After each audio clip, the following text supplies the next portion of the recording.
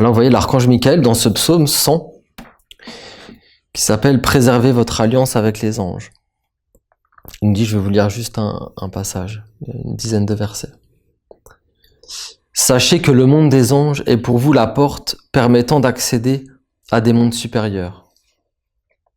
On ne vous demande pas d'être de grands sages, d'être parfaits, mais simplement de faire le minimum vis-à-vis du monde divin.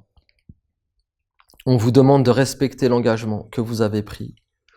Respectez-le dans votre vie et mettez à la première place la vertu que vous devez porter et parfaire à travers votre être et votre existence. Vous devez glorifier et honorer le monde des anges à travers l'œuvre de votre vie. Comprenez que le monde des anges est venu vers vous, a répondu à votre appel et a accepté de vivre avec vous, car les anges veulent une alliance avec les hommes, même si cela est dangereux et difficile pour eux. Faut pas penser qu'à nous les hommes. Il faut vraiment essayer de se projeter un peu, d'essayer de se mettre à la place aussi des anges, qui s'engagent, qui descendent vers un monde qui est lourd, qui est dans une opacité, qui est à l'opposé de la nature, de leur propre monde. C'est bien de se le rappeler, car les anges veulent une alliance avec l'homme, même si cela est dangereux, c'est dangereux pour eux, et difficile de s'approcher de nous. Faut pas être dans des illusions. Si vous ne respectez pas votre parole, l'alliance avec les mondes et les règnes ne sera plus possible. Les portes seront fermées pour très longtemps. Vous avez dit des paroles, vous vous êtes engagés. Vous n'avez pas d'autre chemin maintenant. N'en doutez pas, ne perdez pas votre temps. Ne laissez pas s'approcher de vous ce qui peut vous faire chuter. Ma parole est une mise en garde et un avertissement. L'histoire nous montre que malheureusement, les hommes ont conduit vers l'esclavage, l'enfermement et même la destruction tout ce qu'ils ont touché. C'est une constatation.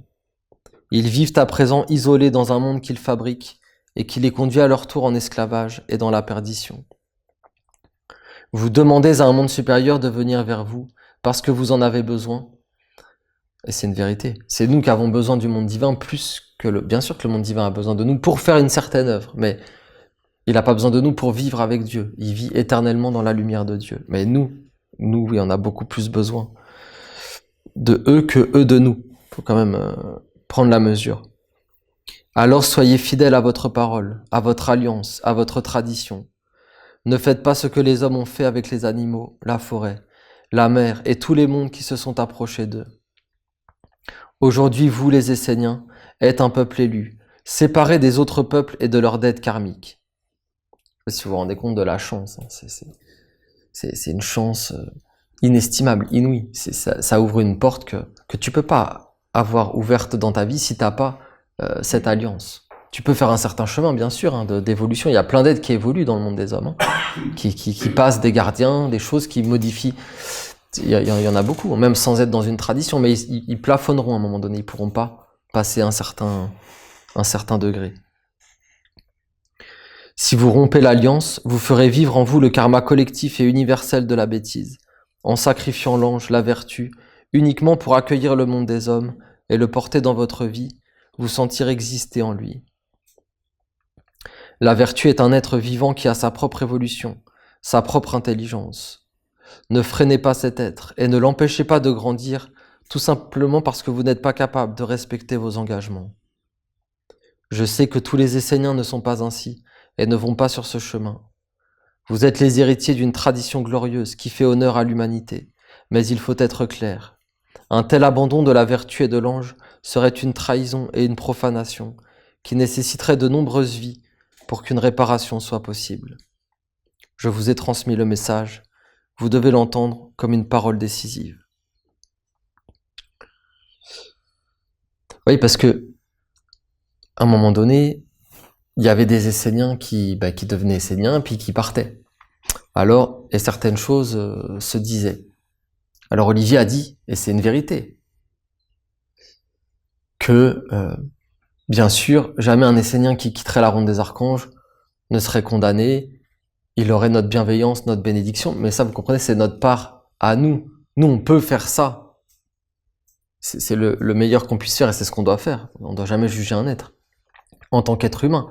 Mais vous comprenez ce qu'il dit lui, dans le verset, c'est qu'on ne peut pas enlever ce que cet être engendrera comme dette et on ne peut pas enlever le karma et le monde de néant dans lequel il va se jeter lui-même en abandonnant la ronde des archanges. Faut pas croire que c'est anodin. Moi, j'en ai revu des êtres qui avaient quitté la ronde des archanges. Bah, c'est plus pareil. Ils ont plus le même ciel. C'est terminé. Ils ont rompu l'alliance. Donc, ils ont plus de stabilité. Ils peuvent se croire stables, hein, mais ils ont plus de stabilité dans la vie. Ils ont plus de chemin. Leur chemin s'est arrêté. Et même c'est pire que ça. C'est un retour en arrière. Et c'est sur des vies et des vies. Parce que essayez de vous mettre à la place des anges. Qu'est-ce que vous croyez comment un ange va se comporter envers un être qui a eu le trésor des trésors, quelque chose que des milliers, des millions d'âmes ont cherché pendant des vies et des vies pour que ça arrive? Comment vous croyez que ce monde il va se comporter avec un être qui a rejeté la lumière? Mais il va le laisser. Il va pas aller le rechercher dans ses vies suivantes. C'est par contre l'être lui-même, il va être tourmenté parce qu'il aura comme une cicatrice, quelque chose qui est indélébile, qui va même le ronger de l'intérieur. Mais comme il aura trahi la lumière, il n'aura pas les conditions, il aura que des oppositions. Donc il aura quelque chose qui presque le dévorera de l'intérieur, hein. Moïse a dit Dieu est un feu dévorant. C'est une façon de parler, mais c'est une vérité. C'est un feu dévorant si tu t'accroches à la matière, au monde de la mort. Oui, ça deviendra quelque chose qui te dévorera, où tu seras jamais tranquille, tu n'auras jamais la paix, la sérénité, parce qu'en fait, tu as prononcé des engagements, des paroles, et tu as trahi ta parole. Donc tu te donnes toi-même, pieds et mains liés, à des mondes. Après, c'est pas que le monde divin veut plus de toi, c'est que les mondes à qui tu t'es donné, ils vont te tenir, ils vont pas te lâcher. Même si tu as une flamme, quelque chose qui te parle de Dieu à l'intérieur, tu n'y arriveras pas. Ou alors il faudra, comme il dit, des vies et des vies et des vies de souffrance, d'errance, pour qu'à un moment donné, l'être ait la force de se dire, ben, j'arrive à une conclusion, je comprends que sans le monde divin, aucun chemin n'est possible. Tant qu'il n'y aura pas cette prise de conscience, et vous avez des êtres comme ça, c'est terrible, hein. Faut quand même voir le fil du truc, hein. Parce que vous avez plein d'êtres, même dans la nation essénienne, qui sont des telles âmes, c'est-à-dire des êtres qui avaient déjà trahi le monde divin dans d'autres vies, qui l'ont rencontré après des milliers et des milliers d'années d'errance, de souffrance. Mais comme il y a cette écriture, eh bien, ils ont pas, même en rencontrant le monde divin, en arrivant à ressaisir la corde du monde divin, à travers la corde de la ronde des archanges, eh bien, ils se sont fait reprendre par les mondes avec lesquels ils étaient liés. Donc c'est reparti. C'est reparti pour un cycle, peut-être de milliers d'années. C'est long, des milliers d'années, hein. D'un point de vue supérieur, c'est rien, mais c'est long. Des vies et des vies, c'est long. C'est long. Donc, voilà, c'est encore un autre cas, hein, le fait de quitter la ronde des archanges. Avant, je vous parlais pas de ça, je vous parlais de la fidélité, mais ce qu'il faut se rendre compte, c'est qu'au bout d'un moment, tu lâches un petit peu, puis un petit peu, puis à la fin, t'es pris. Il y a un monde qui t'attrape, tu t'en rends même plus compte, et puis tu vas lâcher la corde, même en pensant que peut-être c'est banal, que bon, il y a d'autres chemins de toute façon.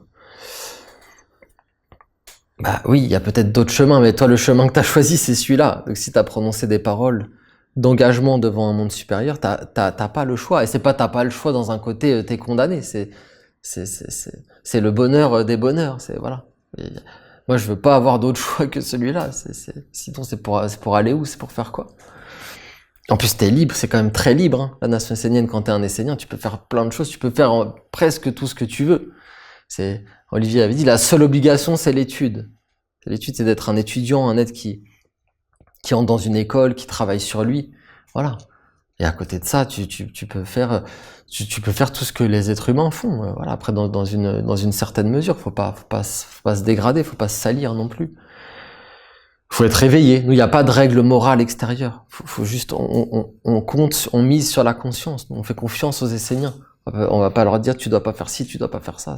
Chacun est libre et avec le pouvoir de la conscience que produit, qu'engendre le monde divin, on sait qu'un être raisonnable, qu'à cet enseignement, bah, il va faire des expériences, il va sûrement faire des mauvais pas, des choses qu'il fallait pas faire, puis il va s'en rendre compte. Parce que voilà, on est guidé, on a une lumière qui est avec nous, qui nous montre ce qu'il faut pas faire, ce qu'il faut faire, ce qu'il faut pas faire.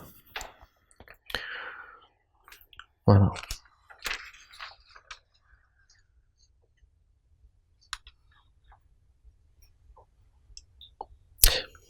Ça, c'est la fin du psaume. Dans la vie, il y a des choses que l'on ne peut pas faire, car les dommages seraient irréparables. Vous devez le comprendre et être conscient de ce savoir, de cette vérité, de cette évidence.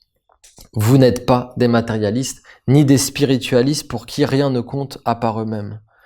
Vous êtes des Esséniens, et c'est en Esséniens que vous devez vivre et agir. Dans un lointain passé, c'est vous qui avez apporté l'alliance angélique à l'humanité. Aujourd'hui, vous devez choisir de porter et d'honorer le monde des anges dans votre vie, ou de le détruire et de le salir par votre inconscience, votre frivolité, votre irresponsabilité. Tout cela est le monde des hommes. Ne lui permettez pas d'entrer dans la nation essénienne, mais préservez l'alliance de lumière pour le bien de tous.